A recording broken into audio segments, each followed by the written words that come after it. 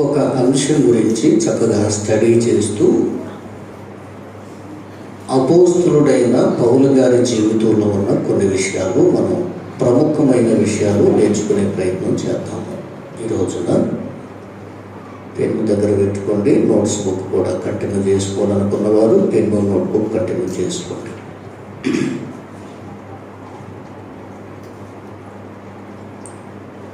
ప్రియులారా,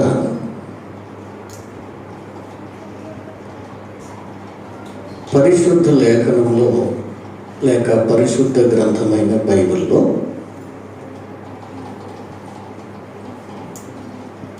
అతి శ్రేష్టమైన భక్తవర్యుడు,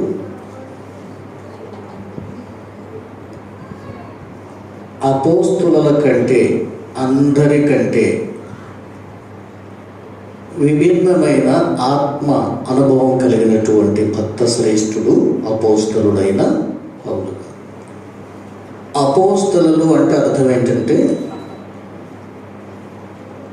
దేవుడే ఏర్పాటు చేసుకొని దేవుని చేత పంపించబడిన వారు అని అర్థం. అపోస్తలులు అంటే అర్థం అది పెట్టుకోండి. ఏం చెప్పాను? అపోస్తలులు అంటే దేవుని చేత పంపబడిన వారు. 12 శిష్యులను కూడా ప్రత్యేకముగా అభిషేకించి, మీరు సర్వలోకంలోకి వెళ్ళి సర్వ సృష్టికి సువార్త ప్రకటించండి అని ఆజ్ఞ పొందిన వారై,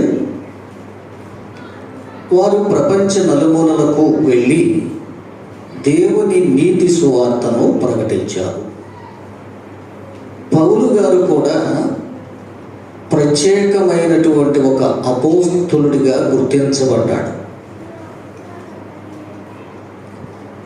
నిజం చెప్పాలి అంటే అపోస్తలులందరికంటే కూడా అధికమైన దేవుని కృపను పొందినటువంటి వ్యక్తి అపోస్తలుడైన పౌలు గారు. హల్లెలూయా. సౌలు అన్నటువంటిది పాత నిబంధన గ్రంథములో రాజైన సౌలును చూస్తాం. ఈ రాజైన సౌలు బెన్యామీను గోత్రములో నుంచి వచ్చాడు. ఇశ్రాయేలు గోత్రాలన్నీ 12 కదా. ఈ 12 గోత్రాలలో ఒకరైన బెన్యామీను గోత్రంలో నుంచి సౌలు రాజు వచ్చాడు. అదే గోత్రంలో నుంచి ఈ సౌలు గారు కూడా వచ్చాడు. గుర్తుంచుకోండి. అపోస్తలుడైన పౌలు అంటున్నామే, ఈయన ఇశ్రాయేలుకు చెందినవాడే, ఇశ్రాయేలు గోత్రములో నుంచి వచ్చినవాడే. ఇశ్రాయేలు గోత్రములో అనగా బెన్యామీను గోత్రము నుంచి వచ్చాడు. బహుశా అదే పరంపర కొనసాగి సౌలు అనే నామకరణం చేయటానికి కూడా కారణం ఇదే. వాళ్ళ గోత్రములో ఆ పేరు పెట్టుకున్న వారు ఉన్నారు. సాధారణంగా ఆ కాలంలో తాత ముత్తాతల పేర్లు పిల్లలకు పెట్టడం ఆనవాయితీ. ఇప్పుడు కూడా వస్తుందండి, ఇప్పుడు తగ్గిపోయింది. ఇప్పుడు కాస్త ఫ్యాషన్ పెరిగింది. తాతయ్య పేరు ఏదో ముత్తయ్య అని మత్తయ్య అని ఏం పెడదామని ఫ్యాషన్గా పేర్లు మార్చేసుకున్నారు. కానీ ఇది బైబిల్ పరంపర. వీడికది దేవదాసని దేవుడు పెట్టాడు, ఆ తాతని పానీయకుండా. ఎరా, దేవుడే ఇచ్చిన పేరేనండి అది. ఇది పరంపర బైబిల్లో కొనసాగిందండి. దానికి మీకు ఒక ఉదాహరణ ఏంటో చెప్పగలరా? పాస్టర్ గారు తప్ప బైబిల్లో ఈ బాప్తిస్మం నుంచి యోహాను పుట్టే గర్భంలో, ఎలిజబెత్ గర్భంలో పడ్డప్పుడు నీ భార్య గర్భవతి అవుతుందని జకర్యా ప్రవక్తతో చెప్పబడ్డప్పుడు దేవదూత వచ్చి చెప్తే జకర్యా నమ్మలేదన్న. బికాజ్ ఆయన భార్య, ఆయన వృద్ధులు, వృద్ధాప్యంలో మా పిల్లలు పుట్టడం ఏంటి అని ఆయన నమ్మలేదు. కాబట్టి నీవు మోగబడబోతావని దేవుడు చెప్పాడు. అయిపోయింది కదా. ఆలయంలో ధర్మం కొనసాగించి బయటకు వచ్చాడు, మాట్లాడలేకపోతున్నాడు ప్రజలతో. అప్పుడు ప్రజలందరికీ అర్థమైంది, అంటే లోపల ఒక సంఘటన ఏదో జరిగింది, దేవుని దూత ఏదో దర్శించింది, అందుకే ఈయన నోరు పడిపోయింది అని అందరికి అర్థమైపోయింది. ప్రియులరా, ఏదో మనం కథల్లో వింటాం కదా, ఏదో దేవుడు దేవతో గంధర్వులో శాపం పెట్టారు అన్నట్టుగా. ఇవన్నీ మనకి బైబిల్ కోట్ చేయబడ్డాయనండి. బైబిల్ గ్రంథంలో దేవదూత పెట్టిన శాపం కారణంగా భార్య గర్భవతి అయిన తర్వాత కూడా ఈ నోరు ఇంకా తెరవబడ్డా. ఆయన కొన్నటువంటి శాపం లేకపోతే దేవుని యొక్క నిబంధన ఏంటంటే బిడ్డ పుట్టేదాకా నువ్వు మాట్లాడలేవు అని చెప్పింది దేవదూత. దేవదూత పేరు కూడా చెప్పింది. ఏం పేరు పెట్టమంది? యోహాన్ అని పేరు పెట్టమంది. మా అమ్మ కడుపులో ఉన్నప్పుడు దేవుడు నన్ను వచ్చేటప్పుడు కూడా యోహాను అని పేరు పెట్టమని ప్రభు చెప్పారంట. నేను చాలాసార్లు చెప్పాను. దేవుని స్తోత్రం చెప్పండి, హల్లెలూయా. సరే, బిడ్డ పుట్టిన తర్వాత 8వ రోజు ఎప్పుడో సున్నతి కార్యక్రమాలు ఉంటాయండి. ఆ యొక్క 8వ దినాన సున్నతి చేసేటప్పుడు ఈ బిడ్డకి ఏం పేరు పెట్టాలి? తండ్రి వారసత్వాన్ని బట్టి తాత ముత్తాతల్లో నుంచి అయితే ఏదో జకరియనో లేకపోతే ఇంకేదో పెట్టాలి. మీకు కింద చెప్పాను, అందుకే ఇక్కడికి వచ్చాము. మీకు అర్థమైందా? వారసత్వం ప్రకారంగా ముత్తాతలు ఎవరు, తాతలు ఎవరు, వారసత్వంలో మంచి ప్రముఖులు ఎవరు ఉన్నారని చూసి పేర్లు పెట్టుకుంటారు. ఆ వరుసలో వీళ్ళు తిలకించారు. కానీ తల్లి అలాగ వద్దు, యోహాన్ అని పేరు పెట్టాలని చెప్పినప్పుడు ఆ తర్వాత ఏంటది? మీ బంధువులలో ఆ పేరు కలిగినటువంటి వాడు ఎవరు లేరు కదా అని ఆమెతో చెప్పబడ్డప్పుడు ఏ పేరు పెట్టగోరుచున్నామని తండ్రిని అడిగితే అతడు రాతి పలకలు తెప్పించి వాని పేరు యోహాన్ అని వ్రాసాడు. వారందరూ ఆశ్చర్యపడ్డారు. ఇక ఆ తర్వాత తన నోరు వచ్చింది. ఇక ఆగండి, చాలు.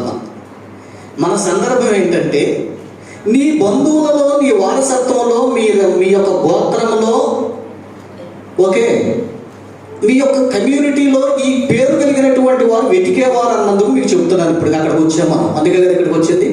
తాత ముత్తాతల పేర్లు పెట్టుకోవడం అన్నట్టు ఇది బైబిల్ ఆనవాయితీనే. సరే, అదేం తప్పు కాదు. సరే, పెట్టకపోయినా అది తప్పేం కాదులేండి. సౌలు రాజు గోత్రానికి చెందినటువంటి వాడు ఈ సౌలు. అపోస్తులుడైన పౌలు గారు మొదట సౌలు గోత్రముల నుంచే వచ్చాడు. పాత నిబంధనలో రాజైన సౌలు ఏ గోత్రమో? బెన్యామీను గోత్రములో నుంచి వచ్చాడని మనం నేర్చుకుంటూ వస్తున్నాం. ఓకే ప్రియులారా, పౌలు అంటే చిన్నవాడు అని అర్థం. పౌలు అనగా చిన్నవాడు అని అర్థం. పరిశుద్ధుడైన పౌలు అని ఈయన బైబిల్లో సంబోధించబడతాడు. లేక అపోస్తలుడైన పౌలు అంటూ బైబిల్ సంబోధన ఈయన గురించి చెబుతుంది. ప్రియులారా, ఈ యొక్క పౌలు గారి జీవితంలో ఒక ముళ్ళున్నది అని, ఆ ముళ్ళు ఏంటి అన్నది ఈ రోజున మన సబ్జెక్ట్. దాని గురించి మనం క్లియర్గా తెలుసుకోవాల్సినటువంటి వారిపై ఉన్నాం. బై ద వే, ఈయన చరిత్ర కూడా కొంచెం క్లుప్తంగా, కొంచెం డీప్గా క్లుప్తంగా నేర్చుకునే ప్రయత్నం కూడా చేద్దాం. సిలువ చెంత చెరిన నాడే కలుషములను కడిగివేయు. హల్లెలూయా. పౌలు వలెను శీలా వలెను సిద్ధపడిన భక్తుల చూచి సిద్ధపడిన భక్తుల చూచి సిలువ చింత చెరిన నాడే కలుషములను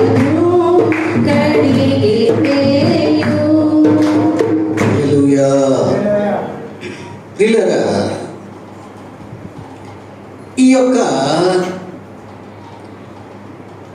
పౌలు గారు యేసయ్యను దర్శించేంత వరకు సౌలుగానే పిలువబడ్డాడు. మారు మనసు పొందాక పౌలు అయ్యాడు. మారు మనసు పొందక ముందు సౌలు, మారు మనసు పొందాక పౌలు. బాప్తిస్మం ఇచ్చిన తర్వాత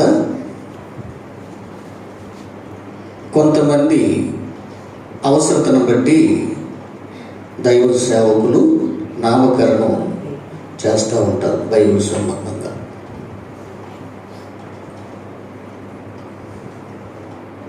అది మంచిదే. ఇక్కడ ఈ పాయింట్ కూడా మనం నేర్చుకుంటున్నాం. పౌలు మారు మనసు పొందక ముందు సౌలుగా ఉన్నాడు. దర్శనములో దేవుడు కేక వేసి సౌలుతో మాట్లాడాడు. ఆ యొక్క భయంకరమైన ఇన్సిడెంట్లో ఒక వెలుగు కనిపిస్తే, ఓ లార్డ్ హూ ఆర్ యూ, ఎలాగంటే రెస్పెక్ట్గా ఉందండి, మీరు ఎవరని. కానీ తెలుగు బైబిల్ ట్రాన్స్లేషన్లో వాడిన పదం ఏంటంటే ప్రభువా అన్నాడు. నీవెవడవు అని అడిగాడు సౌలుగా ఉన్నప్పుడు. సౌలా సౌలా, నీవు హింసించుచున్న యేసును నేనే అని దేవుడు మాట్లాడాడు. హల్లెలూయా. మన దేవుడు మాట్లాడే దేవుడు అండి, పోట్లాడే దేవుడు కాదు, గుర్తుపెట్టుకోండి. అవునమ్మా. మనం చాలా సందర్భాల్లో మాట్లాడటం అనేసి పోట్లాడతాం, అది మన నేచర్. అవునా? కానీ యేసయ్య మాట్లాడే దేవుడు. ఆయన మాటలను గురించండి, దేవుని యొక్క వాక్కులు అంటండి, ఆయన మాటలు చాలా మెల్లని తీయని స్వరముగా ఉంటుందని బైబిల్లో ఉంటుంది. మెల్లని స్వరముగా, తీయని స్వరముగా. మరొక చోట దయగలిగినటువంటి మాటలుగా ఉంటాయి అంట ఆయన మాటలు. ఆయన మాటలు మధురంగా ఉంటాయి, తేనెలాగా ఉంటాయి. అందుకే ప్రజలండి, మీకు తెలుసు లేదా, కొంతమంది వక్తలు మాట్లాడితే మాట్లాడే మాటలు వినాలని మీటింగ్లకు వెళ్తూ ఉంటారు. రాజకీయ నాయకుల్లో కూడా చాలా చక్కగా, ఇది ఒక, దీన్ని ఏమన్నారంటే ఇది ఒక గిఫ్ట్ అండి, ఆ మనిషికి దేవుడిచ్చే గిఫ్ట్. మాట్లాడటంలో కూడా వాక్చాతుర్యము అంటారు, లేదా వాగ్ధాటి అంటారు, చక్కని ప్రసంగికుడు అంటారు. ప్రియులరా, పౌలు గారండి, పాపం పౌలు గారికి బాగా ప్రసంగం చేయటం రాదంట బైబిల్ ప్రకారం. గుర్తుపెట్టుకోండి, అతని ప్రసంగాలు ఎవరికి అర్థం కావనుకునేవాడు అంట. పౌలు గారు రూపానికండి అందంగా ఉండడంట. లిసన్, పౌలు గారి దేహము బలహీనంగా ఉండేదంట తరచుగా. లిసన్, మాట్లాడడం అనేది దేవుడిచ్చే ఒక టాలెంట్. ఎస్, మోషే నేను మాట్లాడలేను ప్రభువా, నాకేదో నాకు అసలే నత్తుంది, నోటి మంది లేని వాడిని, నా వల్ల కాదంటే, సర్లే నాకు తెలుసు మోషే, మీ అన్నయ్య అహరోను లేడా? హల్లెలూయా. దేవుడికి అన్నీ తెలుసండి. అందుకే ఆయన ఏ టైంలో ఎవరిని వాడుకోవాలో వాళ్ళే వాడుకుంటాడు. ఏ టైంకి ఎవరిని ఎక్కడ పెట్టాలో అక్కడ పెడతాడు. ఎవరితో ఏది చేయించాలో అది చేయిస్తాడు. నీ అన్నైన అహరోను లేడా? అతడు బాగుగా మాట్లాడగలడని I know well about him. He is good speaker. I know well. ఎవరి గురించి? అహరోను గురించి. యేసయ్యకి తెలుసు అంట. ప్రియులారా, సౌలా, నీవు హింసించుచున్న యేసును నేను. ఆ మాటలు విన్నప్పుడు అతని హృదయం అంతా కూడా గొప్ప మార్పు వచ్చిందండి. ఏడుపు వచ్చేసింది. తెలియకుండా ఏడ్ చేశాడు, ప్రార్థన చేయటం ప్రారంభించాడు. దేవుని కార్యం అంటే ఇది. హల్లెలూయా. అరుపులు, కేకలు, ఏదో భాషలు మాట్లాడేసేయటం అదంతా సెకండరీ మ్యాటర్ అండి. దేవుని సన్నిధి ఒక స్థలంలోకి వచ్చినప్పుడు ఆ వ్యక్తి హృదయము పగిలిపోతుంది. ఒక ఆయన అంటాడు, హిందువులు గుళ్ళోకి వెళ్ళి కొబ్బరికాయ కొట్టి ఆ నీళ్లు చల్లుతారు వాళ్ళ దేవుడికి. నిజ క్రైస్తవుడు గుళ్ళోకి వెళ్ళి తన హృదయాన్ని పగలగొట్టుకొని కన్నీళ్లు చల్లుతాడు తన దేవుడికి అంటాడు. హల్లెలూయా. ఆ నీళ్లు చల్లుతారు. నిజ క్రైస్తవ సంఘ విశ్వాసి తన కన్నీటితో యేసయ్య పాదాలు కడిగిన ఆ తల్లిలాగా కన్నీటితో ఆయన సన్నిధిలో మనం జీవించాల్సినటువంటి వారిమై ఉన్నాం. అపోస్తలుడైన పౌలు సౌలుగా ఉన్నప్పుడు మంచి విద్యావంతుడు. ఇందాక మైనస్ పాయింట్లు చెప్పాను. ఆయన సరిగా మాట్లాడటం రాదు, శరీరం కూడా అంత అందంగా ఉండదు, రూపం కూడా అందంగా ఉండదు, హైట్ కూడా పెద్దగా ఉండడు అంటాడు, చిన్నగానే ఉంటాడు. మంచి విద్యావంతుడు, గుర్తుపెట్టుకోండి. ఎవరి గురించి చెప్తున్నాను? ఆయన ఉన్నారా? ఎవరి గురించి మాట్లాడుకుంటున్నాము? అపోస్తలుడైన పౌలు గారి జీవిత విశేషాలు ఈరోజు మనం ధ్యానం చేస్తున్నాము. వీలైన వారు రాసుకోమని చెప్పాను, రాసుకోండి, మంచిదే.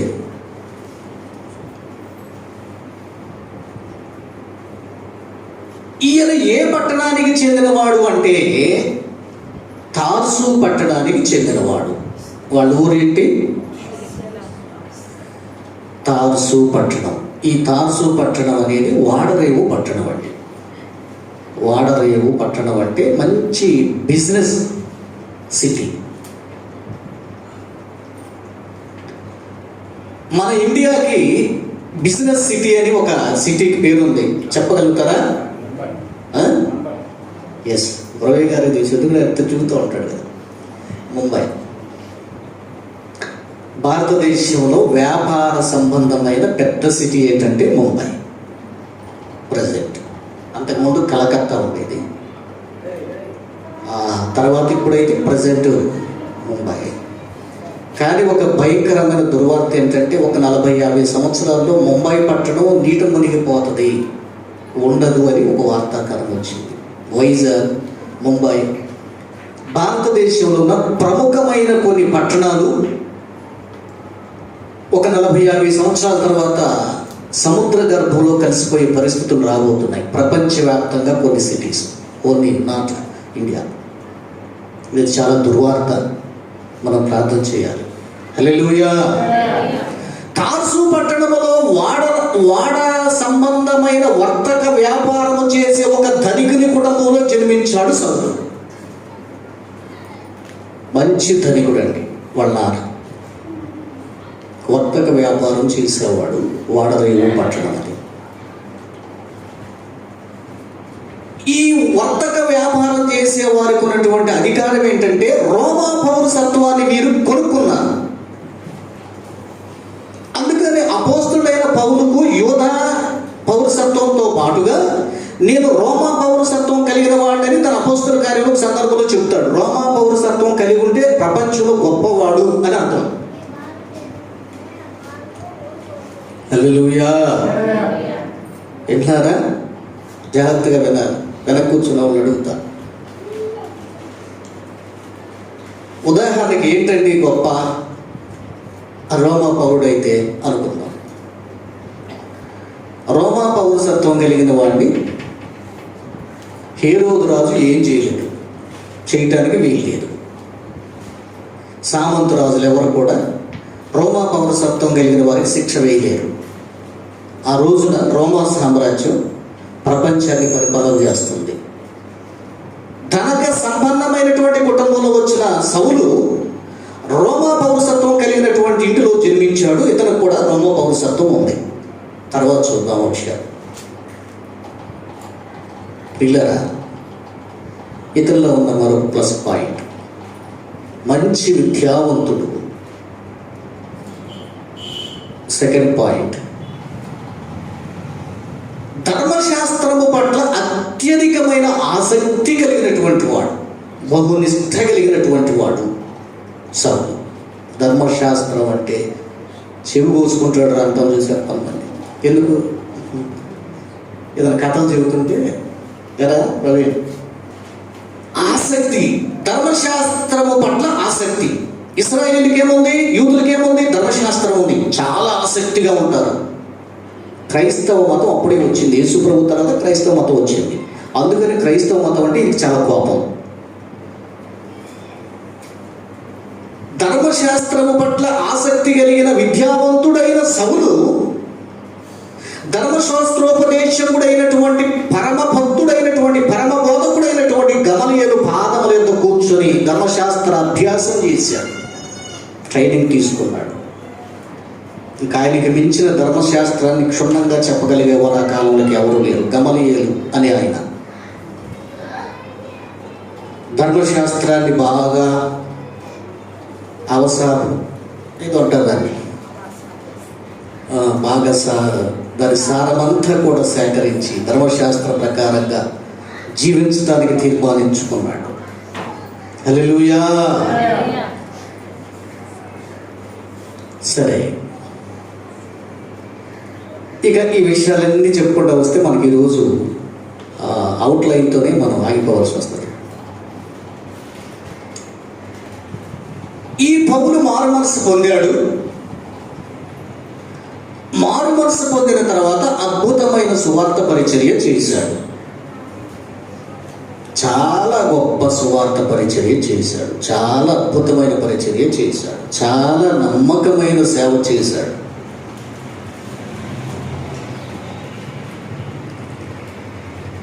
దేవునిలో చలిని అనుభవించాడు, ఎండను అనుభవించాడు, వస్త్రహీనత అనుభవించాడు, సంతోషాన్ని అనుభవించాడు, దుఃఖాన్ని అనుభవించాడు, కష్టాలు అనుభవించాడు, ఉపవాసం ఉండేవాడు. ఏమండి, తరచూ జాగారములతో గడిపాడు, అనగా నిద్ర లేకుండా గడిపాడు అని అర్థం.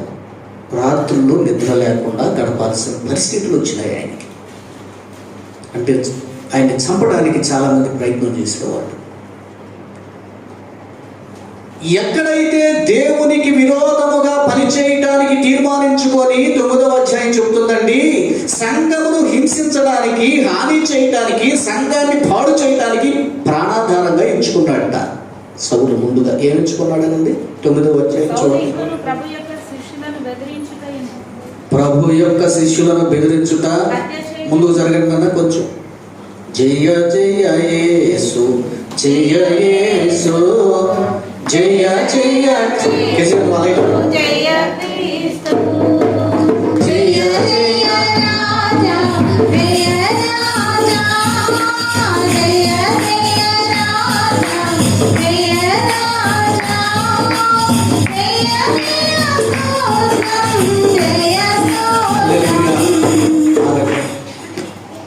మతనిష్ట కలిగినటువంటి వాడు, మతనిష్ట కలిగి సంఘానికి హాని చేయాలని యెరూషలేములో ఉన్న వాళ్ళందరినీ పట్టుకొని చంపాడండి. దొరికినోడు దొరికినట్టుగా చంపాడు. ముందు సౌలు ఏం చేయాలని? తన మతాన్ని పాడు చేస్తున్నారని. ఈయనకి ఏంటంటే అప్పటికి మత ప్రవిష్టుడు, యోధా మతాన్ని పాడు చేస్తే సహించలేదు. క్రైస్తవ మతం అప్పుడే స్టార్ట్ అయింది. యోధా మతం వేరు, క్రైస్తవం వేరు, గుర్తుపెట్టుకోండి. కానీ అది బైబిల్లో వాడిని.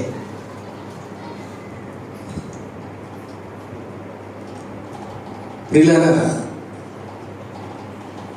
ఈ క్రైస్తవులు మెల్లమెల్లగా యూదులను మార్చేస్తున్నారని చాలా బాధేసింది దీనికి.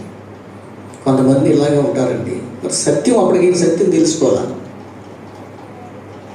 సత్యం తెలియక సంఘాలు, లూథరన్ సంఘం, శాల్వేషన్ ఆర్మీ సంఘం, ఆదికాలం నుంచి సంఘాలు కొంతమంది గుంపులో వచ్చి పాడు చేస్తున్నారని ఆడ బాధ. నిన్న మొన్నటిదా గట్టగా బాధపడేవాడు. ఇది సత్యం అన్న సంగతి వాళ్ళకి అర్థం కాదు. వాళ్ళేమో నామకార్థంగా వెళ్తూ ఉంటారు. సంఘమును హింసించుట ప్రాణాధారం పెంచుకున్నాడంట. అంటే ప్రాణప్రాణి వాళ్ళు చంపటమే నా ధ్యేయం, అంతే. వాళ్ళు చచ్చిపోవాలని ఉండకూడదు, అదే ఆ తీర్మానం. ప్రాణాధారంగా ఎంచుకున్నాడంట సంఘాన్ని పాడు చేయటం. ముందు ఇలాంటి వ్యక్తిని యేసయ్య మార్చాడు, దేవుడు దర్శించాడు.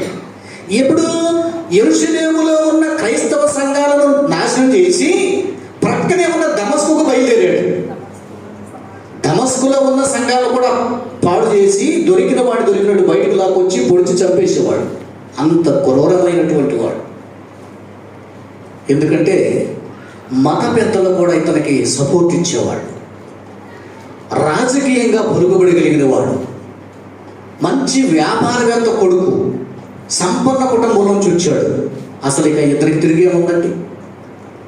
అందుకని అందరూ ఇతనికి భయపడేవాడు. మనిషి చూస్తే జారుడే ఉండేవాడు భూమిని, కానీ ప్రజలను చాలా భయంకరంగా వాదించేవాడు. యెరూషలేము నుంచి దమస్కుకు వెళ్ళే ప్రాంతంలో మార్గ మధ్యములో యేసయ్య దర్శించాడు. అక్కడ మాట్లాడిన తర్వాత అతని జీవితం యూటర్న్ తీసుకుంది. ఏం తీసుకుంది చెప్పండి? అలా ఏం చెప్పాను? యూటర్న్ అంటాం. అంటే ఇలా వెళ్తున్నాడు అనుకోండి, ఇక ఇలా తిరిగాడు, అది పూర్తిగా రివర్స్ అవ్వడానికి యూటర్న్ తీసుకున్నారు అంటారు. అప్పటిదాకా చంపాలి, సంఘాన్ని నాశనం చేయాలనుకున్నవాడు సంఘాన్ని కట్టాలిగా అని బయలుదేరాడు. కళ్ళు మూతలు పడ్డాయి, దైవ దర్శనం కలిగింది. కళ్ళు తెరుపుడు పట్ల మూతలు పడిపోయినాయంట. కళ్ళు తెరవలేకపోతున్నాడు. ఏదో జరిగింది. సరే నువ్వు వెళ్ళు, నీ కొరకు ఒక వ్యక్తిని సిద్ధం చేశాను. దేవుడు సౌలుతో మాట్లాడాడు. తిన్నది కనబడిన వీధికి వెళ్ళు. అననీయ అనేటువంటి అక్కడ నా శిష్యుడు ఉంటాడు, భక్తుడు ఉంటాడు, నిన్ను ఆదరిస్తాడు. అప్పుడు పౌలు బయలుదేరి తన బృందంతో అక్కడికి వస్తున్నప్పుడు అననీయకు ఒక దర్శనం వచ్చింది. దేవుడు చెప్తున్నాడు, అననీయ నీ దగ్గరికి ఇప్పుడు ఒక వ్యక్తి వస్తున్నాడు, సౌలు అనే వ్యక్తి. అమ్మో ప్రభువా, ఇక్కడ కూడా వస్తున్నాడా?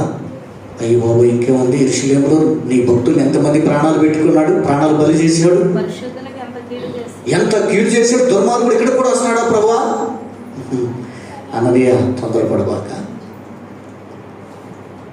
మొన్నటిదాకా అతను నువ్వేం చూసావంటే వ్యతిరేకమైన వ్యక్తిగా చూసావు. ఇప్పుడు నేను నా సాధనంగా మార్చాను. అతడు నా సాధనం, నేను వాడుకోబోతున్నాను, ధైర్యంగా ఉందని చెప్పాడు. అట్లాగా సౌలు అననీయ ఇంటికి వచ్చాడు. అననీయతో అననీయ కూడా సౌలు రమ్మని పిలిచాడు, ప్రార్థన చేశాడు. 3 దినాల తర్వాత అతని కళ్ళ నుంచి పొరల వంటివి రాలిపోయినాయి. ఒక నూతనమైన పాత్రగా అతను చేయబడ్డాడు. హల్లెలూయా. నాన్న రక్షణ పొందినప్పుడు, దేవుని ఆత్మ తాకినప్పుడు ఆయన అయ్యో నేను పాపిని పాపిని అంటూ ఏడుస్తూ ఏడుస్తూ అలాగే ఉంటే కూటమైపోయినా కూడా ఆయన ఆపట్లేదంట. 10 గంటలు అయిపోయింది, 11 గంటలు అయిపోయింది. కానీ చూసి మీటింగ్ పెట్టినటువంటి వాళ్ళు శ్రీమయ్య గారు వాళ్ళు ఏం చేశారంటే కొంతమంది పిల్లలు యవనస్తుని పిలిచి నాన్న లేవనెత్తి అలాగే కళ్ళు తెరవలేకపోతాడంటండి, ఇంటికి నడిపించుకెళ్ళి ఆయన ఇంట్లో వదిలేశాడంట. ఆ రాత్రికి అన్నం ఏం ముట్టలేదు, ప్రార్థన చేస్తూనే ఉన్నాడంట. తెల్లారి ఆయన ఏం ముట్టలేదు, ప్రార్థన చేస్తూనే ఉన్నాడు. 3 దినాలు అన్నపానాలు లేకుండా. సేమ్ అపోస్తులైన పౌలు జీవితంలో ఏం జరిగిందో నాన్న ఎక్స్పీరియన్స్లో కూడా అదే జరిగిందండి. అందుకే కూడా అంత నమ్మకంగా పనిచేశారు. 3 దినాలు నాన్నకి అన్నపానాలు లేవు, నాన్న కళ్ళు తెరవలేదంట. 3 దినాల తర్వాత సేమ్ ఏంటో పొరల్లాగా రాలిపోయినట్టుగా ఈ కళ్ళు తేటగా వచ్చినాయి అంట. నాన్న చెప్పాడండి 3 దినాల దాకా నాన్నకు చూపు రాలేదంట. సేమ్ పౌలు గారికి జరిగిన అనుభవం నాకు జరిగిందని చెప్పాడు నాన్న. అలాంటి అనుభవాలు ఇప్పుడు ఎక్కడ ఉన్నాయండి? ప్రియులారా, ఇప్పుడు మన మూలవాక్యంలో వద్దాము. మూలవాక్యంలో మనం ఏం చదువుకున్నామంటే అపోస్తుడైన పౌలు 12వ అధ్యాయంలో 2 కొరింథీ పత్రిక 12వ అధ్యాయం 7వ వచనం ఈరోజు మన మూలవాక్యం. రిపీట్ చేయండి. నాకు కొన్ని ప్రత్యక్షతలు కలిగాయి. ఓకే.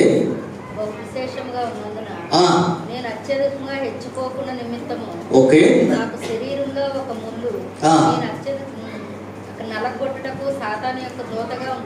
నేను హెచ్చిపోకుండులాగున సాతాను దూతగా నా శరీరములో ఒక ముళ్ళు ఉంచబడింది, నేను చాలా బాధపడుతున్నాను అని రాశాడు. ఏమిటా ముళ్ళు?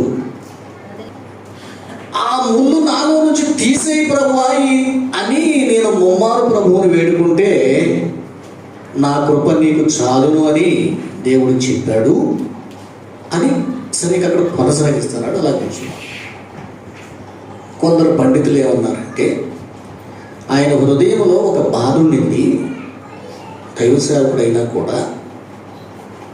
ఏంటంటే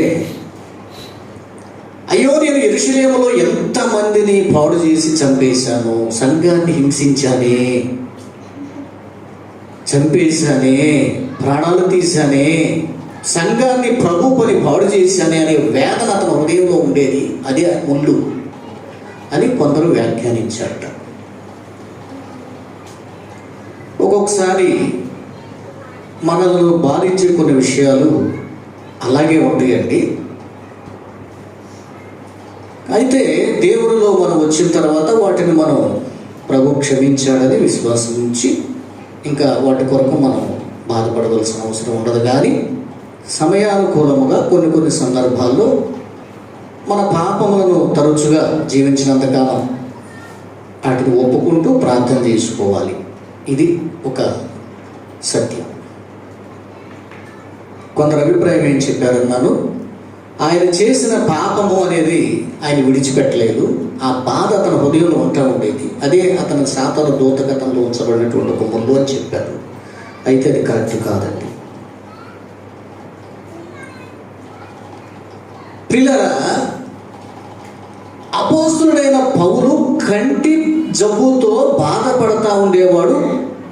ఈ యొక్క ఐ సంబంధించి, కన్నుకు సంబంధించి, కళ్ళకు సంబంధించి ఒక బాధ తనకు ఉండేది. జాగ్రత్తగానండి. ఎలాగండి అంటే ఆయన సువార్త పని చేస్తూ సువార్త దండయాత్రలు చేసినప్పుడు అపోస్తులుడైన పౌలు ఎన్ని సువార్త దండయాత్రలు చేశాడో తెలుసా? సరే, తర్వాత ఇంకోసారి చెప్పుకున్నాను. లోస్త్రా పట్టణంలోకి వచ్చి లోస్త్రా పట్టణంలో ఉన్న ఒక కుంటి వారిని స్వస్థపరిచాడు. ఒకసారి జరిగింది. అపోస్తుల కార్యంలో ఇది రాసి ఉంటుంది. ఈ లోస్త్రాలో బలహీన పాదములు కలిగిన ఒక వ్యక్తిని యేసు నామములో స్వస్థపరిచాడు. హల్లెలూయా.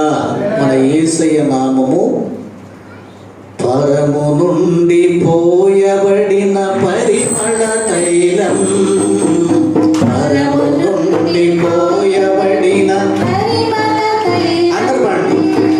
యేసునామం, శ్రీ యేసునామం, యేసునామం, శ్రీ యేసునామం, అలా యేసునామం, శ్రీ యేసునామం, యేసునామం, శ్రీ యేసునామం, యేసునామం, శ్రీ యేసునామం, యేసునామం, శ్రీ యేసునామం, పరము నుండి పోయబడిన పరిమళ తైలం, పరము నుండి పోయబడిన పరిమళ తైలం. యేసు నామములో లేచి నడువు అనగానే లేచి నడిచాడు. అందరికి ఆశ్చర్యం వేసిపోయింది. ఊరు పాపం ఇంకేమంది ఏమండి? ఈ తర్వాత దుర్మార్గులు కొందరు వచ్చి పడ్డారు. వాళ్ళు ఎక్కడి నుంచో బయట నుంచి రాలా, ఈ యూదుల్లో నుంచి వచ్చారు కొందరు. వచ్చేసి ఏమండి ఆ కార్యం చూసినట్టు అమ్మో దేవదూతలు మన మధ్యకు వచ్చారు బాబు, దేవదూతలు వచ్చారు. పౌలు ఏమన్నారంట, దేవతలు మనుషుల రూపంలో వచ్చారు, అసలు ఇట్లాంటి కార్యాలు ఎప్పుడైనా మనం చూసామా అని పాపం ఆ పట్టణస్థులు మాట్లాడుకుంటా ఉన్నారు. కొందరు దుర్మార్గులైనటువంటి వారు యూదుల్లో నుంచి వచ్చి వీళ్ళ మీద నిందిస్తూ, లేదు మీ మతాన్ని చెడగొడతానికి వచ్చారా బాబు అని వాళ్ళని ప్రేరేపించి టోటల్గా ప్రజలు తమ వైపు తిప్పుకొని గందరగోళం సృష్టించి, ఏమండి అపోస్తులైన పౌలును చంపడానికి రాళ్ళుని కొట్టేశారు. ఇక చచ్చిపోయాడు అనుకున్నాడండి.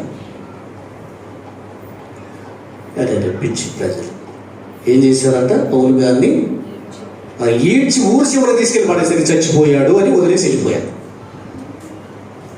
ఎంత భయంకరమైన దుర్మార్గం. ఏం చేశాడండి, అక్కడ ఉన్న వ్యక్తిని బాగు చేస్తే అర్థం ఉందా ప్రజలకి? ఆ రాళ్ళు కొట్టి చచ్చిపోయాడని పడేశారే, ఆ టైంలో రాళ్ల దెబ్బలు కంటికి తగిలాయని భక్తుల అభిప్రాయం అండి. అప్పుడు కళ్ళు జబ్బు పడిపోయినాయి. ఇది ఇన్సిడెంట్. మళ్ళా వినండి, ఇది బైబిల్లో ఉంది. చచ్చిపోయాడని ఊరు చివర పడేసి వెళ్ళిపోతే నిజంగానే అతను కోమలోకి వెళ్ళిపోయాడండి. చచ్చిపోయిన పరిస్థితి అయిపోయింది. అప్పుడే 12వ అధ్యాయంలో నేను శరీరంతో పరదేశంకి వెళ్ళాను, శరీరం లేకుండా వెళ్ళాను, నాకు తెలియదన్న దర్శనం అంతా ఇప్పుడే కలిగిందని పండితుల అభిప్రాయం ఈ సంఘటనలోనే. ఇప్పుడు జాగ్రత్తగా వినండి. ఇతనికి ముళ్ళు ఏంటి అంటే, కళ్ళకు గాయాలయ్యి కళ్ళు జబ్బులు చేసి కళ్ళు స్వస్థపట్టల్లా కళ్ళంపట నీళ్లు కారుతూ ఉంటాయి, పుసిరి కారుతూ ఉంటాయి, ఎర్రగా ఉంటాయి. జబ్బు చేసిన కళ్ళు, జబ్బు కళ్ళు అనగానే పాత నిబంధనలో ఒక ఆమె గుర్తు రావాలి. అసిస్టెంట్ పాస్టర్ చెప్పరా, జబ్బు కళ్ళు కలది అని ఉంటుంది. స్త్రీల్లో చెప్పండి అమ్మా, వెనక కావ్యాలు చెప్పు.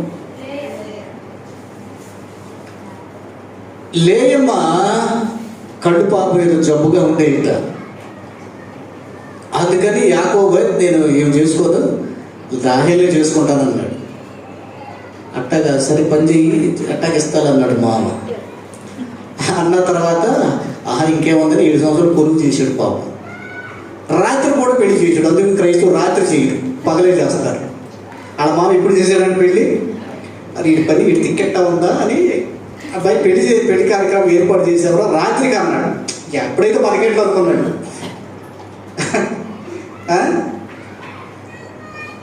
తీరా ఈ వేలు ఒకటి ఉండదు కదా మనకి ముసుగు, పెళ్లి కూతురు చేసినప్పుడు వేలు పెడతారు కదా, అది ఎక్కడి నుంచి వచ్చిందే. తండ్రి ఏమనుకున్నాడంటే, అరే నువ్వు పెద్ద కూతురు పెళ్లి చేయకుండా చిన్నదాన్ని ఎట్ట పెళ్లి చేస్తాను, ఈ తిక్క అనసాలు అనుకొని, అరే రాహేలు ఇస్తాను చేస్తాను అన్నాడు. సరే మామయ్య అన్నాడు, మేన మామయ్య. సరే అనుకుని పెళ్లి చేసిన తర్వాత తీరా ముసుగు తీసి చూస్తే అక్కడ రెప్పగా బదులు ఎవరున్నారు, సారీ రాహేలు బదులు లేయా ఉంది. ఓకే, తెల్లదాకా అప్పుడు మామయ్య నువ్వేది ఇంత మోసం చేసావు, నువ్వు పెద్ద కూతురు చేసేవాడు, నేను 7 సంవత్సరాలు పొరుగు చేస్తాడు.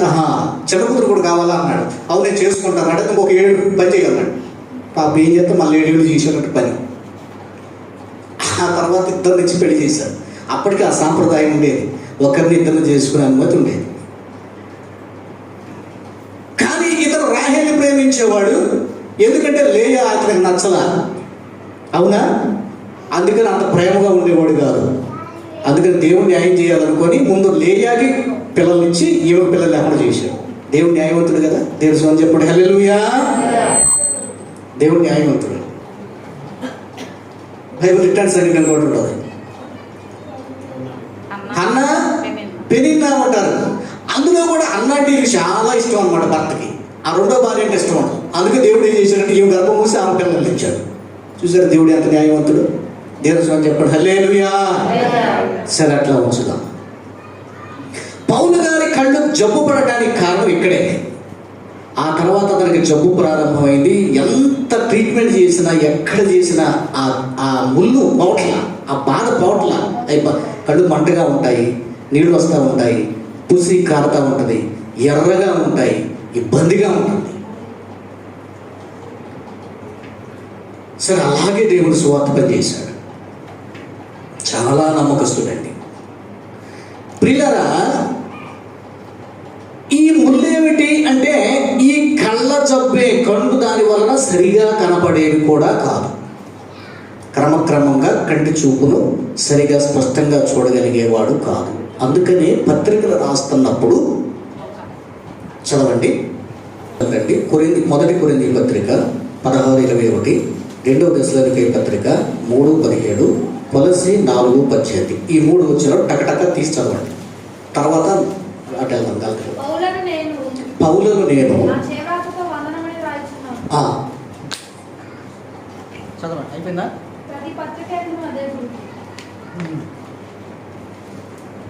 నెక్స్ట్, నేను నా స్వహస్తములతో అది నా వందనములు రాయిచున్నాను. ఆగండి, అదేంటండి? అధ్యాయాల చివర సాధారణంగా మన అధ్యాయం అంతా రాసింది ఎవరు? ఆయన కాదు. ఆయన చెబితే వేరే వాడు రాసేవాడు. రాయటానికి ఆయన చూపు కనబడేది కాదు. చదువుకున్నవాడే కానీ రాయటానికి చూపు సహకరించేది కాదు. అందుకని వేరే వాళ్ళ చేత రాయించి చివరిలో ఇదిగో నేనే నా స్వహస్తాలతో ఈ మాట వ్రాస్తున్నా అని ముగించేవాడు. ఇంకో చోట అంటాడు, గలతీ పత్రిక 6:11, గలతీ పత్రిక, నా స్వహస్తములతో ఎంత పెద్ద అక్షరములతో మీకు వ్రాయిచున్నానో అంటే మరి ముందు రాసింది ఆయన సొంత హస్తంతో కాదని అర్థం. మీకు అర్థమైందా? పెద్దగా రాస్తే ఆయనకు వచ్చి కనపడేది, చిన్న చిన్న అక్షరాలు అసలు కనపడేవి కాదు. ఏమిటా ముందు? కళ్ళకు సంబంధించిన ప్రాబ్లం ఉంది. నా స్వహస్తాలతో పెద్ద అక్షరాలతో రాస్తున్నానంటూ చివరి మాటలు కోట్ చేశాడు. ఇప్పుడు ఇంత గలతీ పత్రికలోకి వెళ్ళారే, ఇప్పుడు చదవండి 4:11. ఇక మీకు క్లియర్గా ఉంటుంది. ఎస్, 4:13. గలతీ సంఘాన్ని ఉద్దేశించి ఏం చెబుతున్నాడంటే, మీరు నాకు అన్యాయం చేయలేదు. మొదటిసారి శరీర దౌర్బల్యం కలిగినప్పుడు, జాగ్రత్తగా వినండి, ఏంటంట? శరీర దౌర్బల్యము కలిగినప్పుడు అనగా శరీర బలహీనత అని అర్థం. ఇప్పుడు మన జాగ్రత్తగా వినండి. ఈ యొక్క 2వ కొరింథీ పత్రిక 12వ అధ్యాయము 7వ వచనములో ఒక ముళ్ళు సాతాను దూతగా ఉంచబడింది అని తెలుగులో వ్రాయబడింది. దానిని గ్రీకు భాషలోకి వెళ్ళి చూడగలిగినట్లయితే పిల్లరా, గ్రీకు భాషలో మరి వాడబడినటువంటి పదం ఒకటి ఉండిందండి. ఆ పదం ఏంటంటే స్కోలోప్స్ అనే పదం అక్కడ చెప్పబడిందంట. గ్రీకు భాష మూలం మనకి, తెలుగుకైనా ఇంగ్లీష్కైనా దేనికైనా ముందు బైబిల్ ఇది, క్రొత్త నిబంధన గ్రీకులో రాశారు. గ్రీకులోకి వెళితే స్కోలోప్స్ అనే పదం ప్రయోగం చేయబడింది అక్కడ, ముళ్ళు అన్న దగ్గర. స్కోలోప్స్ అంటే దాని అర్థం ఏంటంటే గ్రీక్ వెర్షన్ ప్రకారంగా శరీర బలహీనత అని అర్థం. ఇప్పుడు మనకు అర్థమైంది. ఇప్పుడు అదే మాట గలతీలో ఉన్న సంఘానికి ఏం చెప్తున్నాడంటే, నాకు మొట్టమొదటిసారిగా అసలు ఏర్పడింది కూడా ఇక్కడే, గలతీలోనే జరిగింది సంఘటన, ఆ ప్రాంతంలోనే. కనుక మొట్టమొదటిసారిగా నాకు శరీర దౌర్బల్యం ఏర్పడినప్పుడు నేను సువార్త నిమిత్తము ప్రకటించాను. శరీర దౌర్బల్యం ప్రకటించాలని మీకు తెలుసు. ఓకే, నా శరీరంలో మీకు శోధనగా ఉన్న దానిని, మీకు శోధన అనిపించినా నన్ను మీరు తృణీకరించరా. అరే పాస్టర్ గారు ఏంద్రా, అయ్యో దగ్గుతున్నాడు తుమ్ముతున్నాడు, ఇప్పుడు పొరపాటు దగ్గుతా తుమ్ముతా ఉంటే అమ్మో అని అంత దూరం వెళ్ళిపోవాలి, మీరంటే చేయాలి అంతే. అని పాస్టర్ గారు ఏదో కళ్ళు ఎర్రకుండా నీళ్లు కారుతున్నాయి, అమ్మో జబ్బుకోవడానికి కళ్ళు ఎక్కడ చూసాడు, మన కళ్ళు ఎర్రవుతాయేమో. అది మీరు ఎక్కడ అభ్యంతరపడలేదు, అది దాని అర్థం. మీకు అర్థమైందా? నా శరీరంలో ఒక శోధనగా మీకు శోధనగా ఉన్నా మీరు దాన్ని పట్టించుకోవాలా, నన్ను నిరాకరించలేదు. దేవుని దూతవలే యేసయ్య వలె నన్ను మీరు అంగీకరించారు, నన్ను ప్రేమించారు. ఎంత గొప్ప సాక్ష్యం అంటారు సంఘాన్ని గురించి. హల్లెలూయా. మీకు ఒక విషయం తెలుసా? గలతీ సంఘానికి ఈ మాట వ్రాస్తున్నాడు. మీకు ఇంకొక విషయం తెలుసా? మొట్టమొదటగా వ్రాసిన పత్రిక గలతీలకే వ్రాశాడు. గుర్తుపెట్టుకోండి. పౌలు వ్రాసిన పత్రికలు, కానీ బైబిల్లో మనకు రోమా ఉంటుంది, కొరింథీ ఉంటుంది. వాళ్ళకి కదా ఆయన రాసిన మొట్టమొదటి పత్రిక గలతీలకు రాశాడట. ఆయన వ్రాసిన చిట్ట పత్రిక 2వ తిమోతి పత్రిక. ఆయన వ్రాసిన మొదటి పత్రిక గలతీ పత్రిక. గుర్తుంచుకోండి. రైట్. అయితే నా శరీరంలో జబ్బున్నప్పుడు మీరేం చేశారు? నన్ను తృణీకరించలేదు. యేసయ్యని ఎట్లాగా ప్రేమించారు, నన్ను ఎట్లా ప్రేమించారు. అబ్బా, అది సేవకుని అట్లా ప్రేమించాలంటే దేవునితో తవలేను, క్రీస్తు యేసు వలె మీరు నన్ను ప్రేమించారు. సంఘం ఏం చేయాలో తెలుసా? ఎప్పుడైనా దైవ సేవకుని యేసయ్యను ప్రేమించినట్లుగా ప్రేమించాలి. అందుకనే ఇదివరకు ఫస్ట్లో అండి, మనం కొత్తగా సేవ స్టార్ట్ చేసి నేను ఈసీ చర్చిలో ఉన్నప్పుడు మన రాజులపాలెంలోకి వస్తే మన మల్లయ్య వాళ్ళ పార్వతి వాళ్ళ ఇళ్ళకల్లా వెళ్తే వాళ్ళంతా, అప్పుడు వీళ్ళంతా చిన్నపిల్లలు, శాంతి వీళ్ళంతా, అదే శాశ్వరాజు గారు వాళ్ళ శాంతి ఉంది కదా, ఈ పిల్ల బ్యాచ్ అనమాట. వాళ్ళంతా చిన్నపిల్లలు. వాళ్ళు ఏసీ వచ్చాడు అనేవాళ్ళు. ఆ సందుకు వెళ్ళగానే బాలమరి కదా ఒకటి. నేను రాజుపాలెంకి రాగానే అప్పుడు ఆ పిల్లలండి ఏసై వచ్చాడు అనేవాడు. పిల్లరా మొత్తానికి ఇప్పుడు కూడా మన వీడు ప్రైవేట్ కూడా దీపగడ వీళ్ళు కూడా ఏసై అని చెబుతారండి ఇంటికంటే ఆ సంగతి అంతా. దేవుని చెప్పండి. హల్లెలూయా. పౌలు అంటున్నాడు, మీరు నన్ను ఎట్లా ప్రేమించారంటే క్రీస్తు యేసును ఎట్లా మీరు ప్రేమిస్తారో అలాగ నన్ను ప్రేమించారు.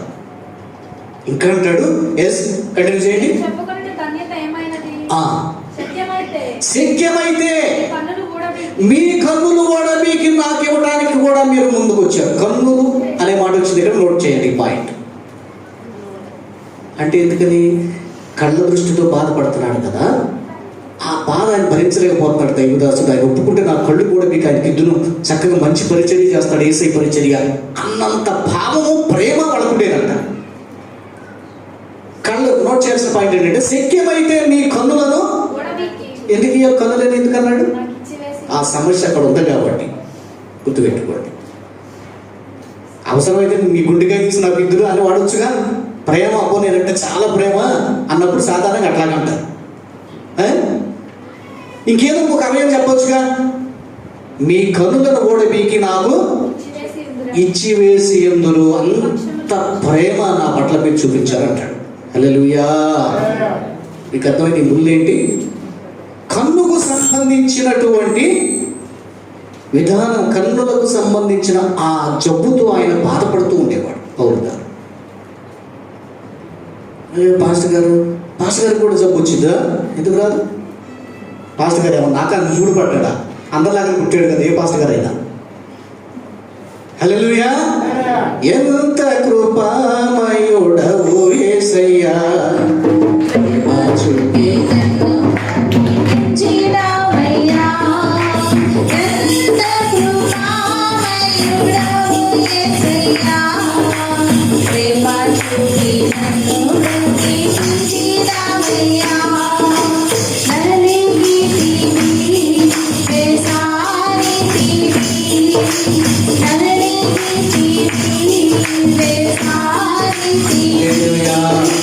చెప్పమంటారా ఆఫ్ చేయమంటారా? ఇంకా 4 పాయింట్స్ ఉన్నాయి. టైంలో ఒకటి అయిందని గొర్రె గారు ఏం చేయమంటారు?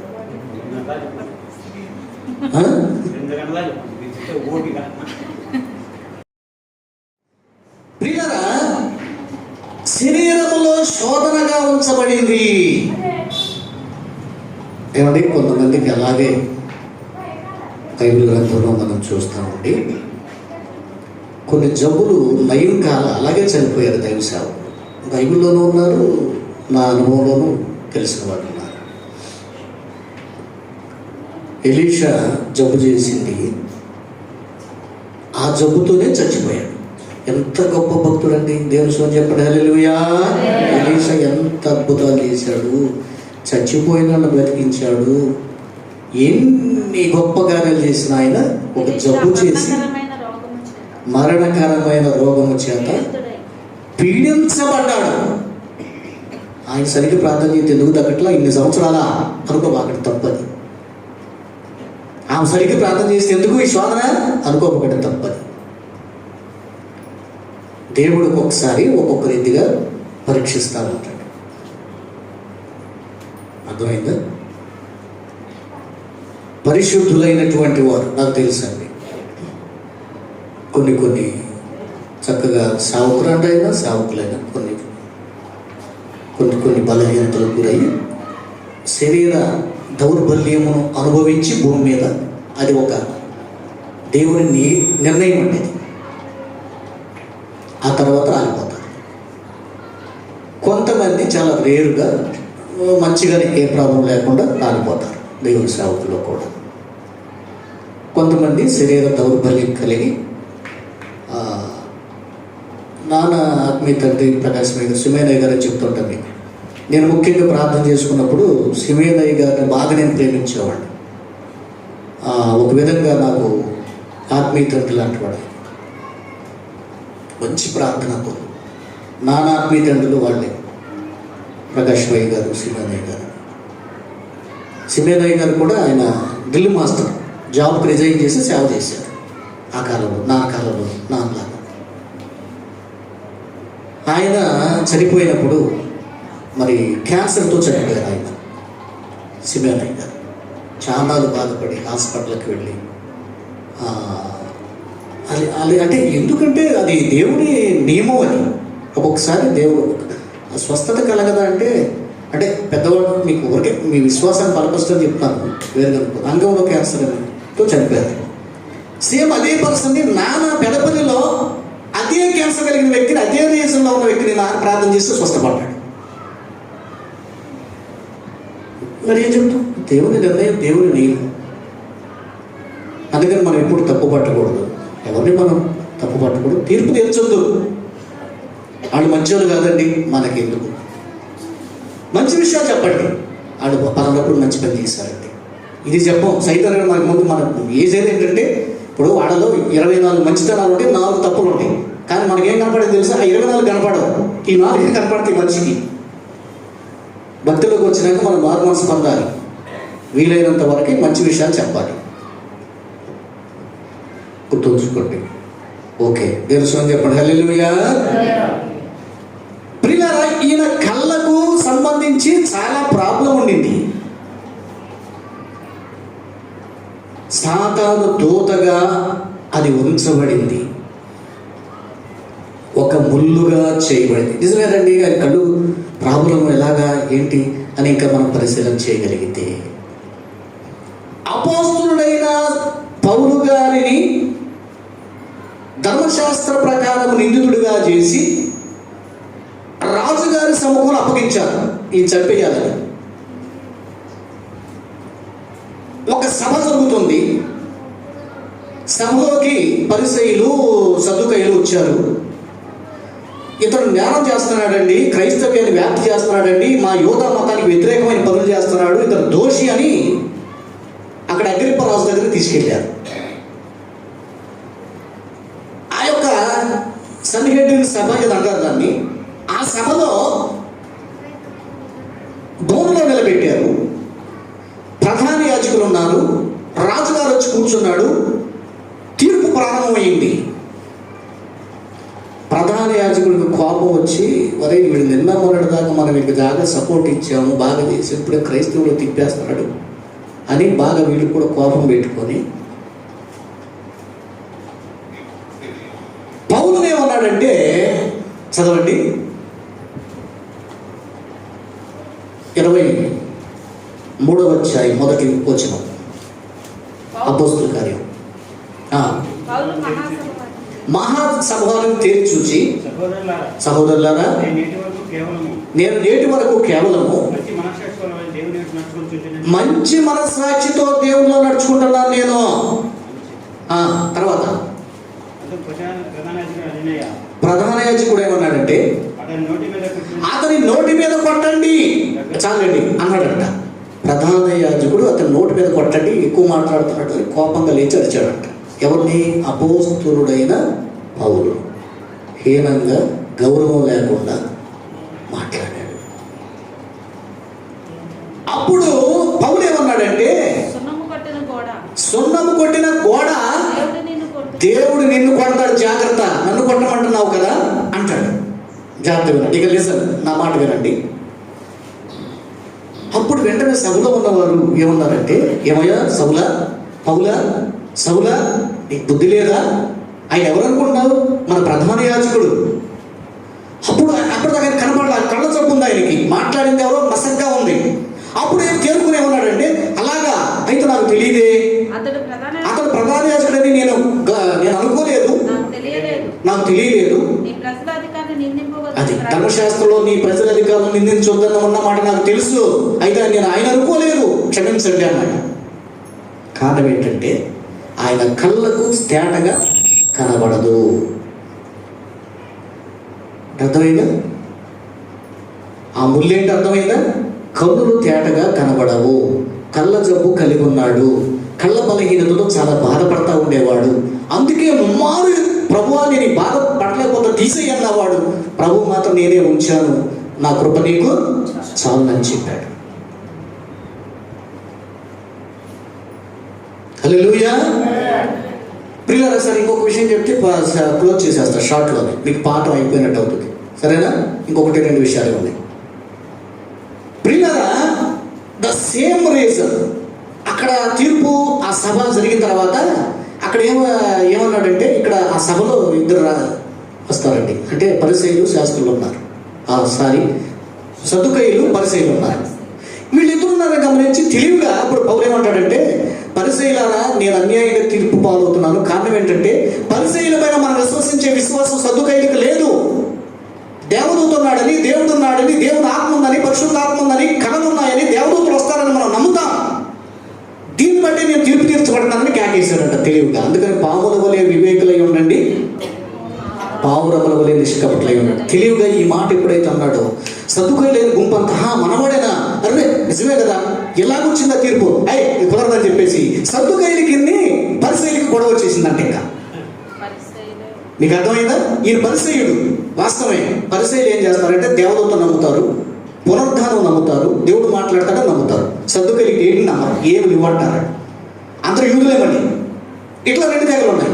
ఈ గొడవలో జరిగేటప్పటికి ఈ గొడవ మీద ఎక్కడ వచ్చి మళ్ళీ ఏం చంపేస్తాడని వెంటనే ఇక్కడ లాభం లేదు అబ్బాయి, నువ్వు ఫెలిక్స్ దగ్గరికి వెళ్ళిపోవాలి, పెద్ద ఆయన దగ్గరికి వెళ్ళిపోవాలని చెప్పేసి తన ప్రయాణాన్ని వేరే చోటకి పంపడానికి ట్రాన్స్ఫర్ చేస్తారు. తీర్పు ఇంకో చోటకి పంపిస్తారు. అంటే హైదరాబాద్లో కుదరల తీర్పు, హైకోర్టులో కుదరల, ఇక ఢిల్లీకి పోరాని ఆయన సుప్రీంకోర్టుకి అన్నట్టుగా పై ఆయన దగ్గర పంపించేశారు ఆయన.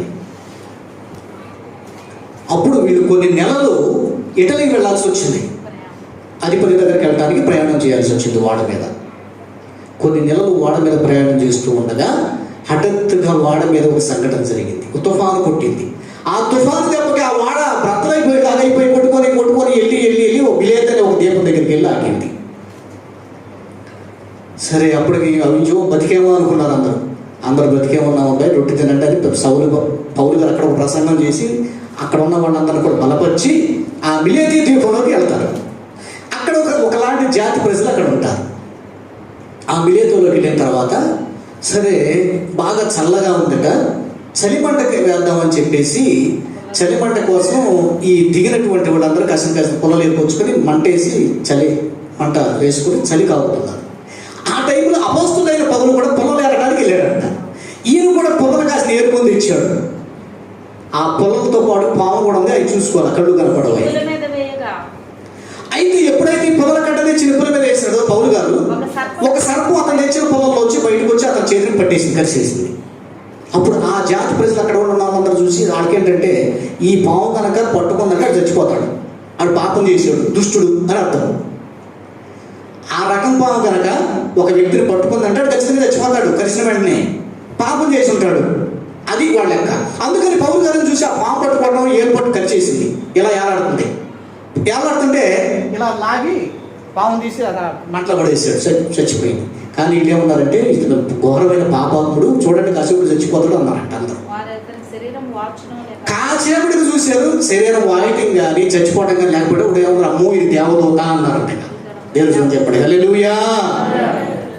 చచ్చిపోలేదా, శరీరం వాయలేదా, అయితే ఇతను దేవదూత అన్నారు. దేవత. ఓకే హల్లెలూయా. చూశారండి, ఇక్కడ కూడా ఒక రీజన్ మనకి ఏమర్థం అవుతుందో తెలుసా?